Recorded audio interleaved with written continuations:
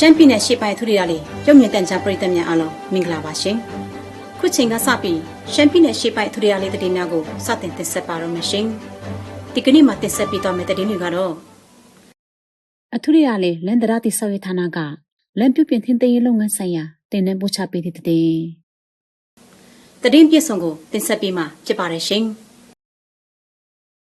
နိုဝင်ဘာလ28ရက်နေ့တွင်အထူရီရလေးလန်ဒရာတိဆောက်ရေးဌာနနဲ့လန်ပြုပြင်ထင်းသိမ်းရေးကုမ္ပဏီမှနည်းပညာရှင်များသည်မိုင်လာမြို့ကောက်ကွင်းပေးရှိလမ်းပိုင်းကိုနမူနာလမ်းပိုင်းအဖြစ်သတ်မှတ်ကာ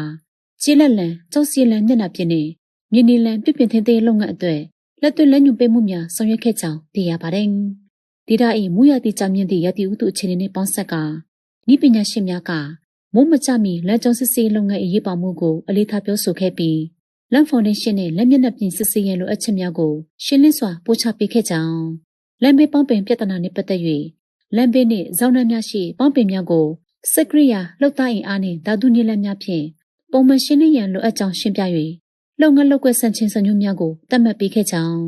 မူရသည့်မတိုင်မီလမ်းဖောင်ဒေးရှင်းအားကြိုတင်ကာကွယ်ပြင်ဆင်မှုနှင့်မူရသည့်အပြီးပြန်လည်ပြုပြင်ရေးနှင့်လက်မျက်နှာပြင်ဖာထေးခြင်းစသည့်အဓိကအကြောင်းအရာများကိုလက်တွေ့ဆောင်ရွက်စေခြင်းဖြင့်ဆောင်းလုပ်ရေးလုပ်သားများအားလုံး၏အသိပညာနှင့်နည်းပညာများကိုမြင့်တင်ပေးခဲ့ပါသည်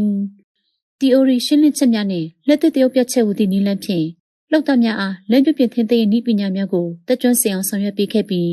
တိတ်ပန်နည်းကျစွာလမ်းပြုပြင်ထင်းသိမ်းရေးကိုအားဖြည့်ဖော်ဆောင်၍ပြည်သူများ၏တွားရင်းလာရေးနှင့်ဒေသဖွံ့ဖြိုးရေးအတွက်ခိုင်မာသောအမှတ်ခံချက်တရက်ကိုဖော်ဆောင်ပေးနိုင်ခဲ့ကြောင်းတင်ဆက်လိုက်ပါရရှင်။